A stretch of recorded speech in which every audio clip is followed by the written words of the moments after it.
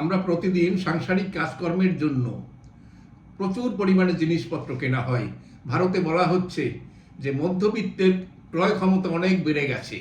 আজ থেকে 20 বছর 25-30 বছর আগে যে কেনাকাটার জন্য যেরকম যে সামর্থ্য ছিল, সেই সামর্থ্য এখন অনেক পরিমাণে বেড়ে গেছে। কারণ একটা শ্রেণী তৈরি হয়েছে যারা বিভিন্ন কাজের জন্য প্রচুর খরচ করতে পারেন।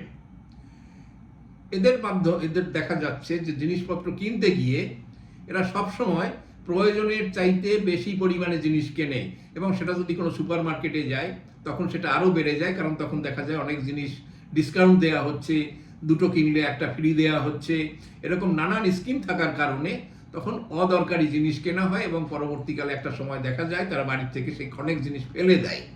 সেটা ব্যবহারের উপযুক্ত আর থাকে না, কারণ জিনিসটা তার সেই মুহূর্তে প্রয়োজন ছিল না, অথচ ঝোঁকের মাথায় কিনে ফেলেছে। কারণ কি? ডিসকাউন্ট পাওয়া যাচ্ছিল। এই ডিসকাউন্টের সমস্যা, এ ধরনের মধ্যবিত্তদের এটা একটা রোগে পরিণত হচ্ছে যে ক্রয়কারীন, হিন্দিতে বলা হয় খরিদনে কা বিমারি।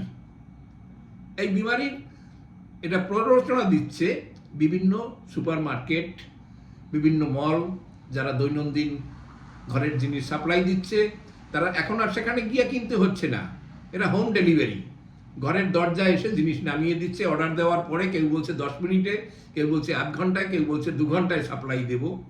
এর ফলে কি হচ্ছে, যখন কোনো কিছুর প্রয়োজন হচ্ছে সেটা কেনা হচ্ছে, এবং ওখান থেকে সেলসম্যান অনেক সময় বলে দেয় যে ম্যাডাম এখানে এই স্কিম আছে, এটা আপনি 1 কেজি না কিনে 2 কেজি কিনলে আরও 500 গ্রাম ফ্রি পাবেন।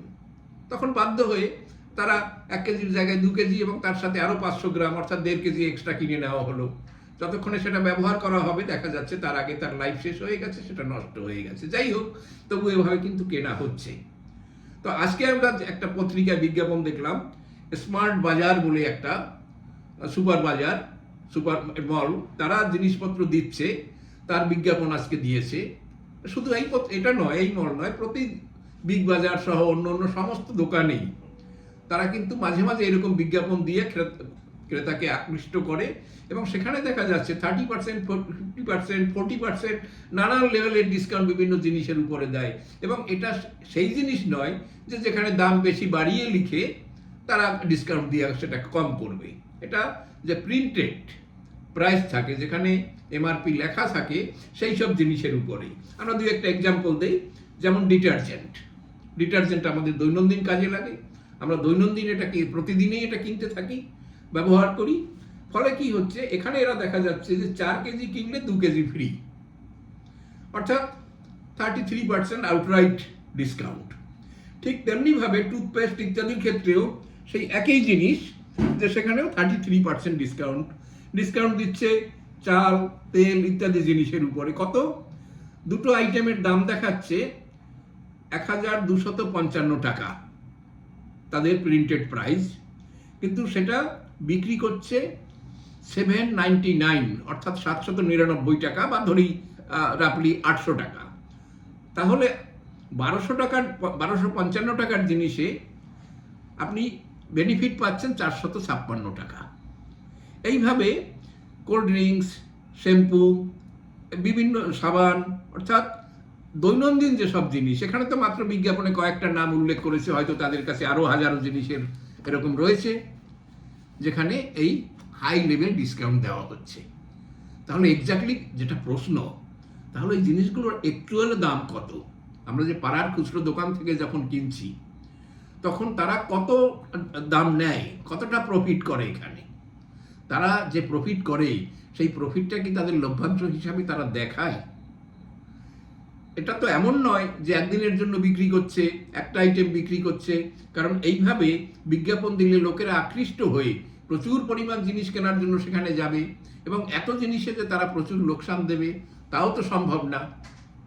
বিশেষজ্ঞ কেউ যদি থাকে, আমাদের যদি কমেন্ট বক্সে যদি এটা লিখে জানান, আমরা উপকৃত হব। একটা জিনিসের কথা আবার এখানে উল্লেখ করি, সেটা হচ্ছে মেডিসিনের ক্ষেত্রে সবার অভিজ্ঞতা আছে। আমাদের দৈনন্দিন কোনো না কোনো কাজের জন্য মেডিসিনের সাথে আমরা যুক্ত, আমাদের কিনতে হয়, ব্যবহার করতে হয়। কিন্তু সেখানে গত কয়েক বছরের একটা ট্রেন্ড হচ্ছে যে 10%, 20%, 25% পর্যন্ত ডিসকাউন্ট মেডিসিন সবগুলো দিচ্ছে। তাহলে যখন ডিসকাউন্ট দিত না, তখন তারা এইটা বাড়তি প্রফিট করত, এখনও পাড়ার ছোটোখাটো দোকান যারা, তারা কিন্তু তেমন ডিসকাউন্ট দেয় না, এবং বড় দোকানগুলোতে স্কিম থাকে যে একটা সার্টেন লিমিটের উপরে কিনলে তখন সেই ডিসকাউন্টগুলো দেওয়া হবে। আমি এই ব্যাপারে খোঁজখবর নিয়েছিলাম। আমার অতি পরিচিত একজন যারা হোলসেল মেডিসিন ব্যবসার সাথে যুক্ত, তাদের কাছ থেকে যে খবর জেনেছি সেটা অনেকের কাছে বিস্ময়কর হতে পারে। তা হলো যে ডাক্তারদের সাথে তারা সরাসরি যোগাযোগ করেন ডাইরেক্টলি নিজেরা অথবা তাদের এমআর মেডিকেল রিপ্রেজেন্টেটিভদের মাধ্যমে।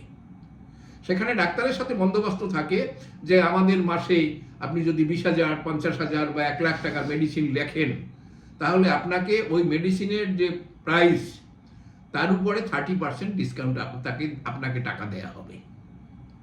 হলো সেটা। এবারে সেই মেডিসিনের উপরে যিনি খুচরো বিক্রি করছেন তিনি যদি আবার 20% ডিসকাউন্ট দেন, তাহলে কত হলো? যে আমার 100 টাকার জিনিসে তো ওখানেই চলে গেল অনেকটা।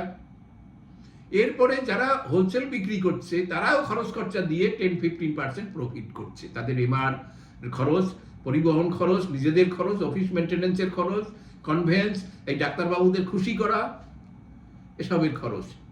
এই জন্য দেখবেন যে আপনি যদি কোনো ঔষধের দোকানে কোনো ডাক্তারকে দেখাতে যান, যেখানে তারা চেম্বার করেন, দেখবেন ডাক্তার বলবেন যে মেডিসিন লিখবেন সেটা শুধুমাত্র সেই ঔষধের দোকানেই কিনতে পাওয়া যাবে, আর কোথাও খুঁজলে হয়তো আপনি পাবেন না। তার মানে হচ্ছে যে ওইখানেই সেই ঔষধ যা রাখা হয়েছে ওই ডাক্তারবাবুর সাথে সেখানে বন্দোবস্ত, সেখানেই তিনি ওই পরিমাণ ঔষধ লিখবেন।